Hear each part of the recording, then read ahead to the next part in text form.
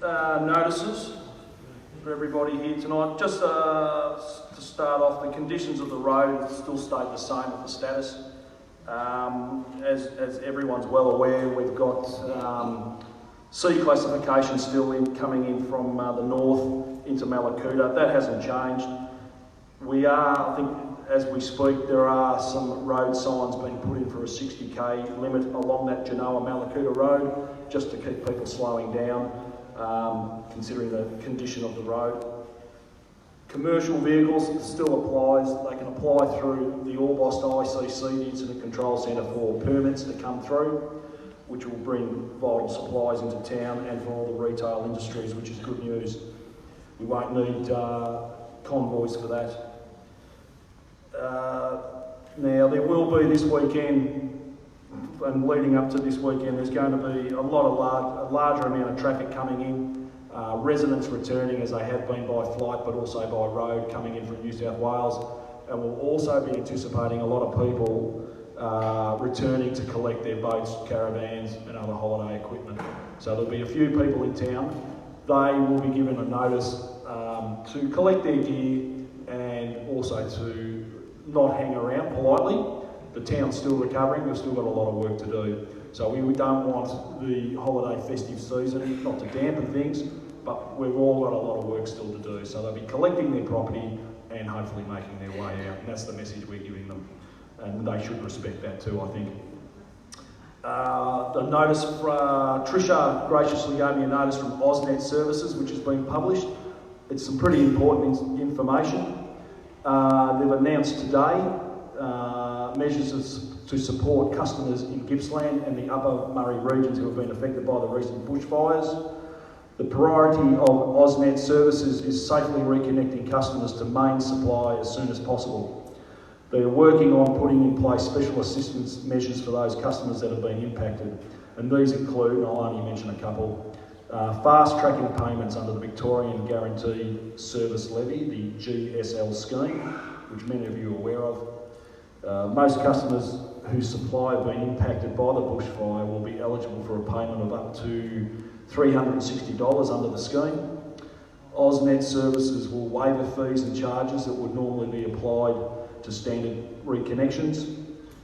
There are a few other points on there, and AusNet Services have established a Victorian Bushfires Workplace Giving Appeal and made an initial company donation of $100,000, and they will match all donations made by their employees to this appeal. So that's pretty good notice, good information.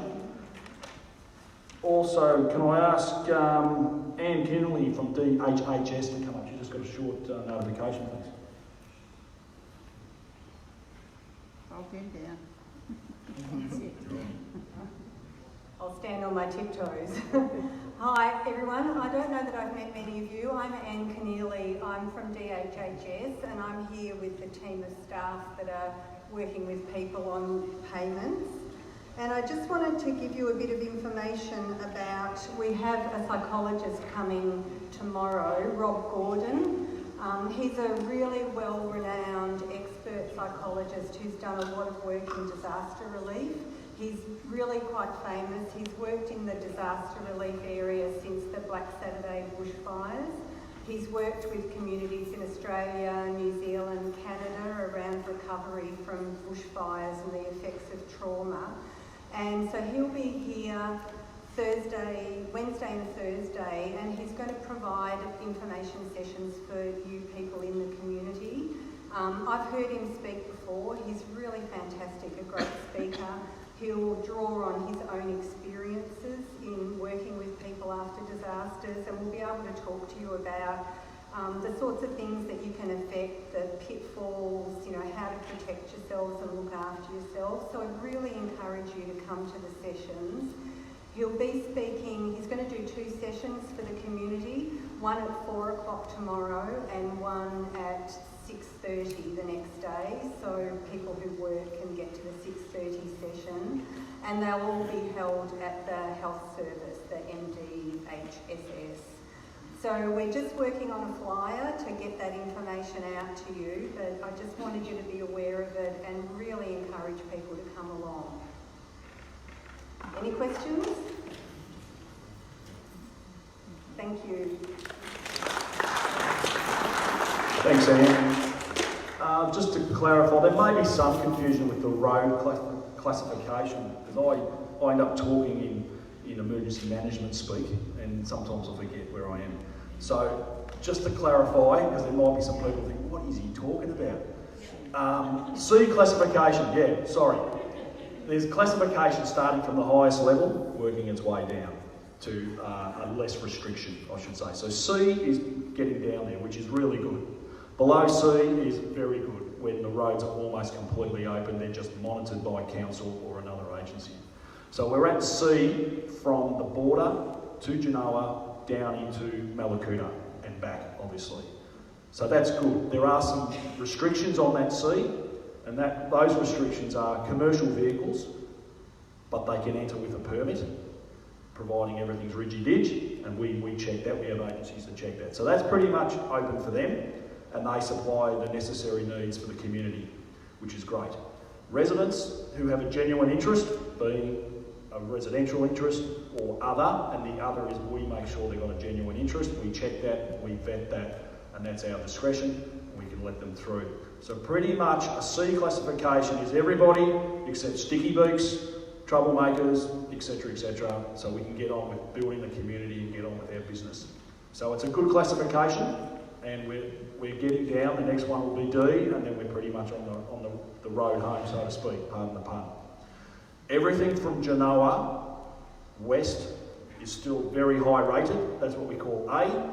That's the highest classification, and that is emergency vehicles only. They're in there working hard, clearing up that road still. So I hope that cleared up any confusion. Has anyone got any questions while I'm here? Yep. Yes, you and Bill, please. Residents, when will they be allowed to go north without going out on convoy? Now. We can, so we can come and go. Now. No.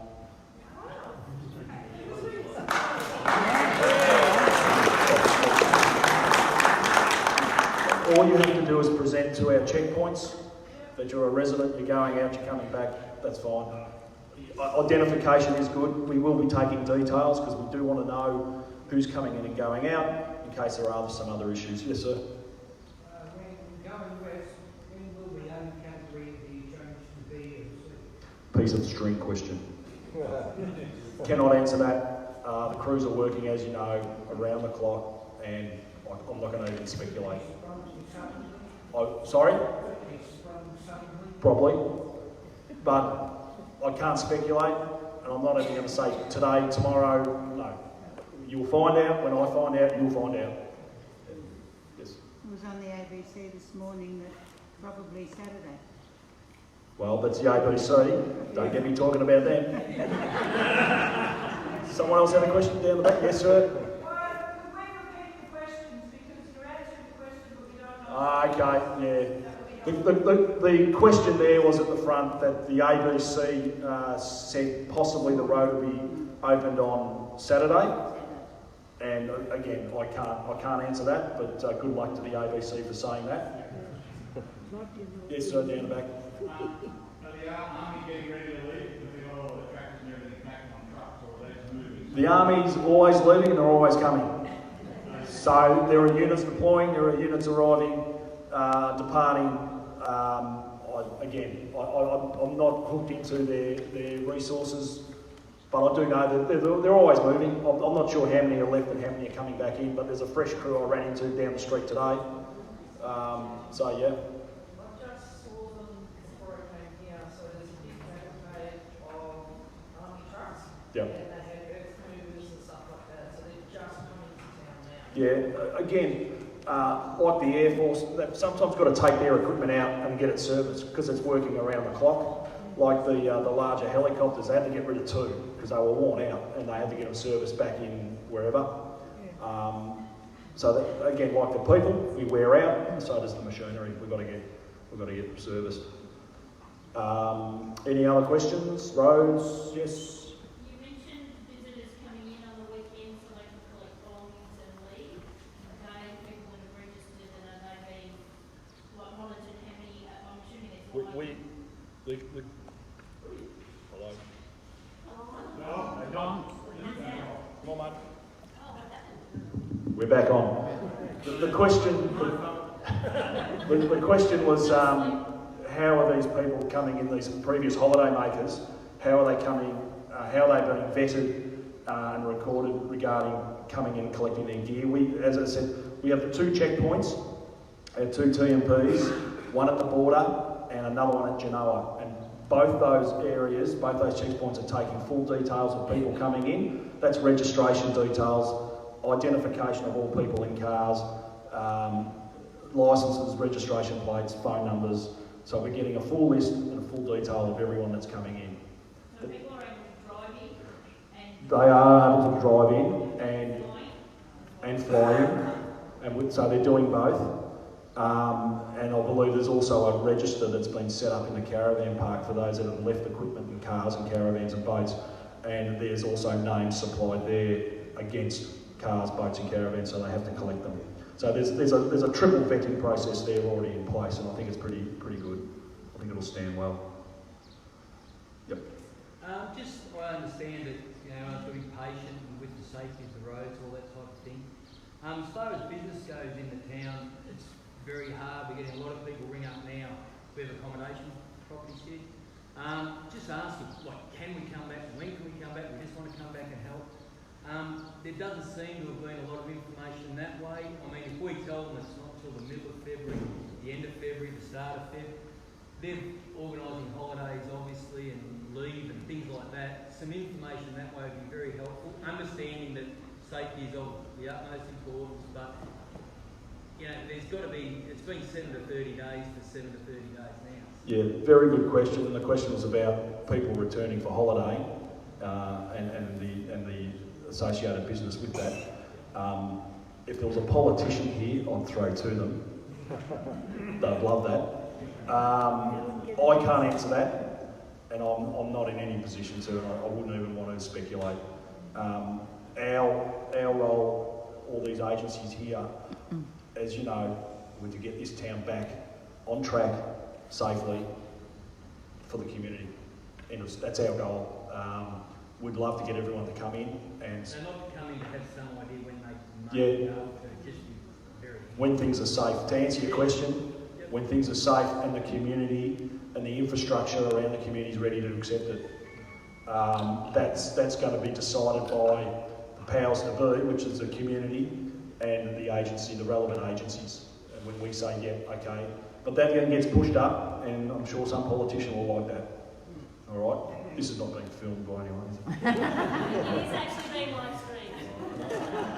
He's only joking. I'll throw to some other agencies, please, if anyone's got anything for anything to add, please. Thanks for that, John. I'm going to think of some questions for you myself, actually.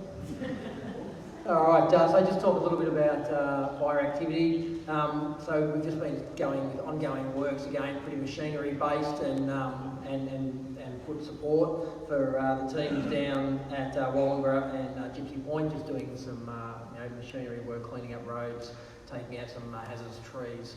Also, the strike team has been going around doing a bit of a trip around today, trying to just meet and greet a few more people about the area.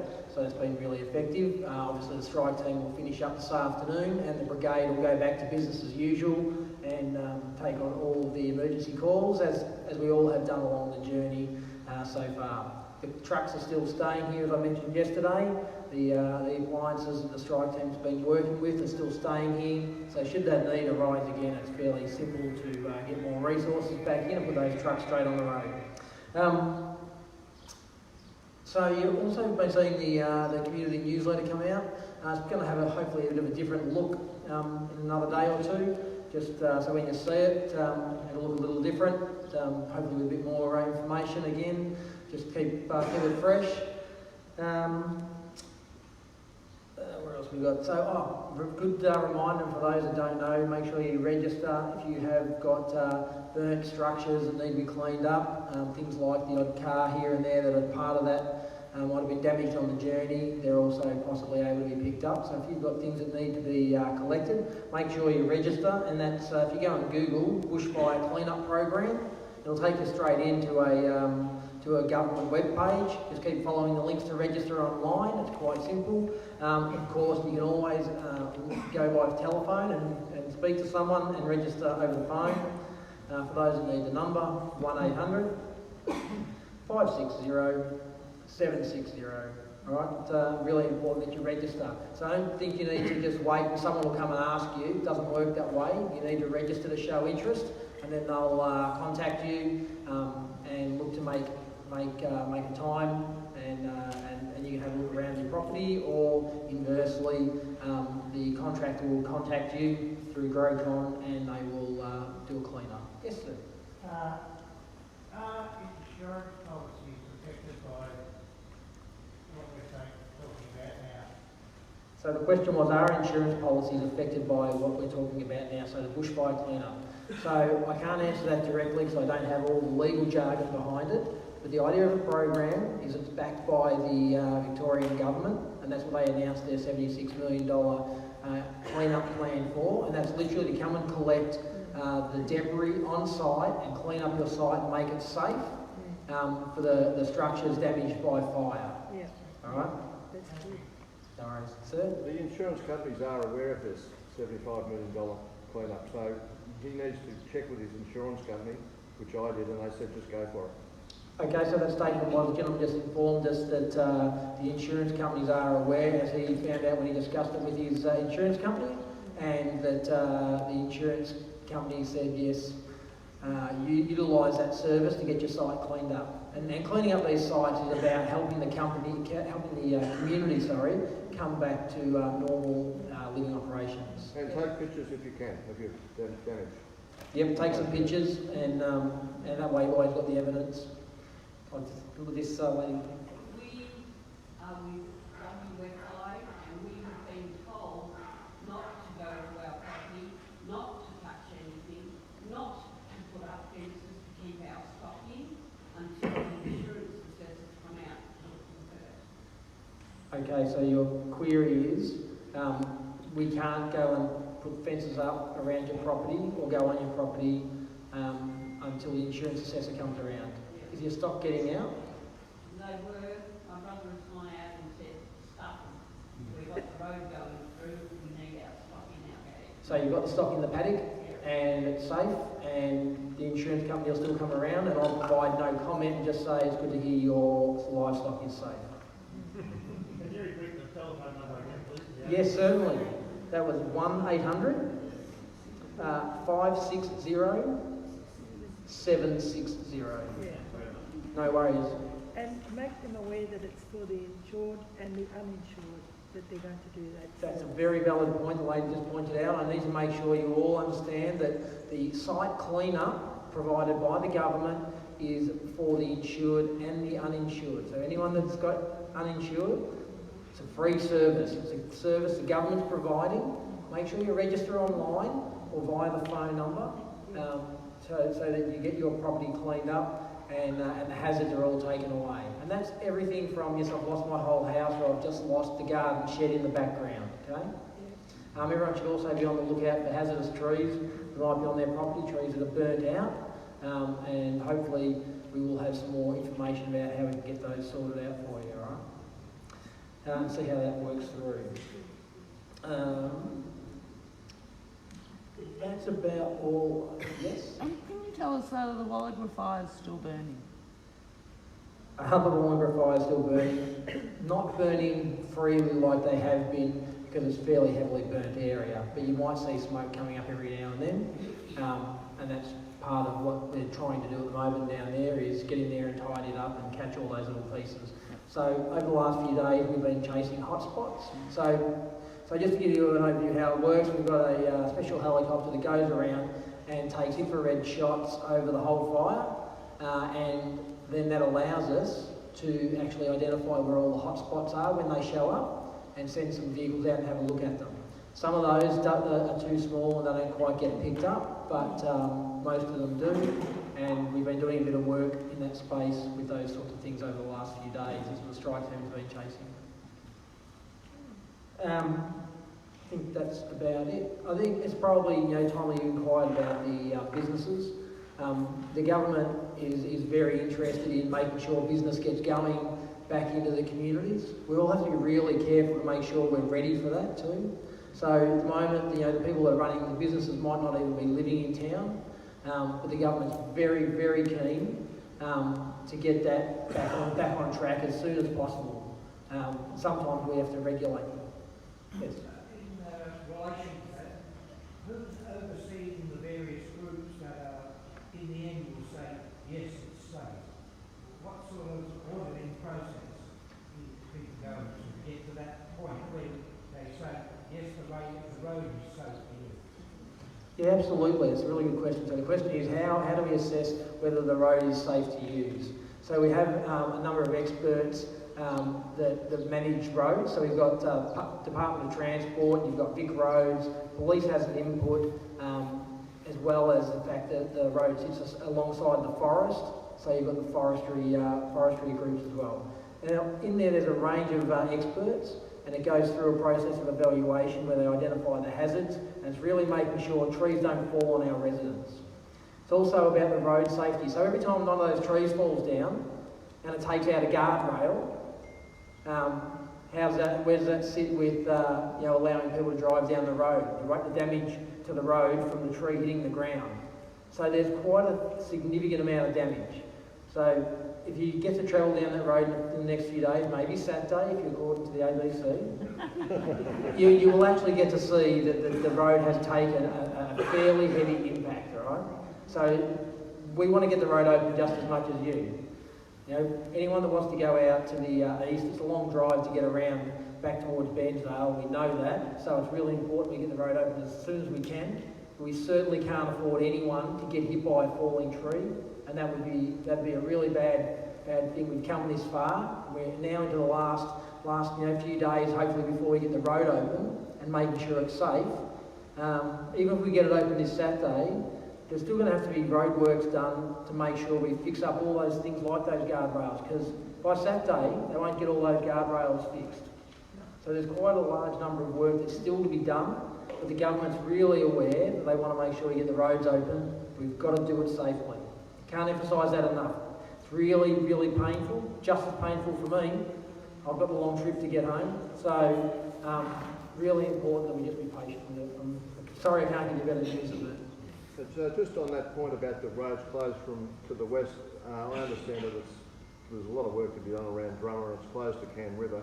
But from Cann River, is the road through to Melbourne open, or is it closed to Orbost or Bairnsdale or what? Yeah, I can't give you the exact detail on that. I believe they've opened it up to Cann River, but I can't recall exactly. You'd need to go online and look at the announcements, or we could you can also ring the police station. They can give you some more information on it. I can't recall exactly, but so I'm not going to speculate. That'll be the way to go. All right, thank you. All right. Does anyone know if the school's opening next week? A school, yes, a school. So in relation to the military have moved out of the school today, and they've relocated a couple of k's up the road. I'm not exactly sure where they've relocated. I spoke to Matt, the major, who's in charge of the group. They've relocated a little bit further out of town. The principal's been in continuous conversation with the military and with the emergency services. They've done an excellent job providing an opportunity for us to use the school and its space, and the school is on track to be business as usual for school day number 1. That will help the children as well get back to normal, to see their friends and have share the experience. Yep. I was worried about the children because they could remain with them all their life.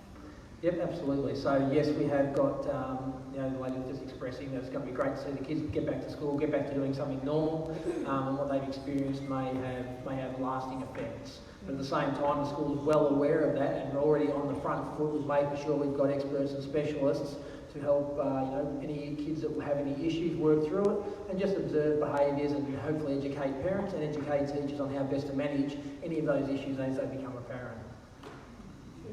Yes, sir. The road surface, when it's there's tree, land burned, bitumen burns as well. Does that mean we have to wait until we've repaired all those ruts and everything else?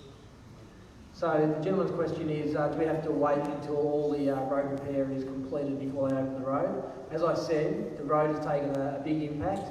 Some things will need fixing before we open the road, and some things will be done on the journey after the road's open as road works, whether it be days, nights, or what have you, and we'll take it by year. Okay? So we just have to be confident that we can open the roads when they're safe for us to drive on, and hopefully fix it to make sure that it remains not too bumpy. I think I'm going to stop talking as quick as I can before anyone asks me another question. I'm getting a bit dry, a bit parched, and I'll hand over.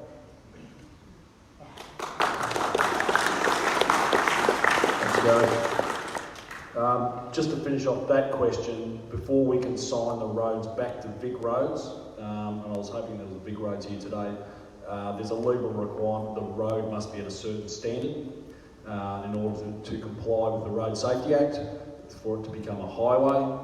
So it does have to meet a certain criteria, and that usually is a little bit of a hold-up. But once it meets that criteria, certain signs, certain bollards, etc., then it gets signed off and the road's good to go. So that answers that. Oh, hello. Now, if there are any other government agencies here or other agencies would like any reports by exception, anyone like to come up and say anything? All done? Okay, the next community meeting will be Thursday. We're going to skip a day. The information will still get out. It's still on social media. It's still on the bulletin, the newsletter getting around. So at this stage, it will be Thursday. Before we wind up the meeting, any questions? Jeez, you had the first one last time. Yep. I'm just wondering, did some more people return today? Yes, we had a flight in. I think we've got 2 flights. One just came in, 2 flights. One just came in not long ago. I think about probably 40 minutes ago or thereabouts. 3:30 and it's supposed to be 30. There you go. That's about the figure. Yes, about 30. I think 20 to 30. I did get a text. I was a little bit busy. Didn't read it properly. So the 2 flights in. There are some groups of people in. So that's progressing very well actually. Anyone else? Yes, sir. John, just to be specific, when you mentioned so people can come back in this weekend and pick up their vans, we wouldn't like them to stay. We'd like them to stay, but Yes, I get the point. But you didn't actually say which one. Obviously, you can come from Eden, but you weren't clear on west. People coming west. they can't come in from the west at this stage. And for those who didn't catch that, it's just a query about the people coming in, collecting their campers and boats, etc., recreational equipment, which direction they're coming in from. It's still, at this stage, the west path back to Can River is not open until further notice, and that's all I know. So all are coming in from the north or from the northeast of New South Wales. And if that's all, Don, over to you. Thank you.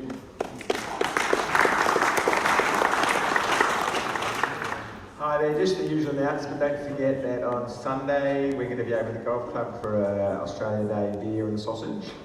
There'll also be some music playing, and just that this place is now open from 12 until 5.